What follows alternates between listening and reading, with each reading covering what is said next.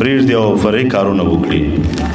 نظم د نظام اساس دی او په ارګان کې واحد لباس کارول د نظم ښه تعریف دی. د یو ډول یونیفورم په تن کول دا ګټه لري چې د اړوندې ادارې د غړو سبک مشخص کیږي. دوی مجبور دي یو بل د نوم، رنګ او جامو څخه وپیژني او په ګډه د واحد هدف لپاره لاس په کار شي. یونیفورم په مجاهدینو کې د انضباط حس القا کوي. د استخباراتو د لوی ریاست نوی یونیفورم داسې انتخاب شوی چې مجاهدین یې په اغوستلو د دروند مسؤلیت او استقلال حس وکړي.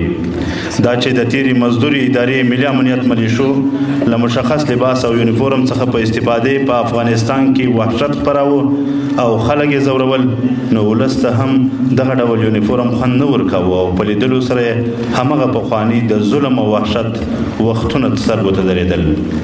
اوس چې موږ له اشغالګرو څخه خپلواکي ترلاسه کړه او نن د استخباراتو اړوند مجاهدینو ته نوی یونیفورم توضیح کوو، دا په مجاهدینو کې استقلالیت او حریت لا قوي او مضبوطوي. د استخباراتو د یونیفورم له اغوستلو سره یو مجاهد مکلف دی چې د استخباراتو ټول اصول، قوانین، مقررات او شرایط پر ځان تطبیق او عملي کړي. ولس د خپلو قربانیو ثمره پرې لیدلی سي. راغلي مېلمنو ته ښه راغلاست وایو.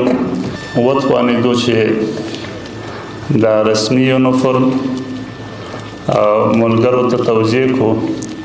دې خوا ته چې ولاړ دي راسته طرف ته زموږ تاسې د خاصو قطاعاتو مجاهدین او په دې مابینځ کې چې دا کوم مجاهدین ولاړ دي په تورو جامو کې، دا د واکونش یا د چټک غبرګون د قطعې مجاهدینو او چپه طرف ته چې کوم مجاهدین ولاړ دي دا د محافظ د قطعې مجاهدین د تاسې مشرانو ملګرو مخې ته ولاړ دي.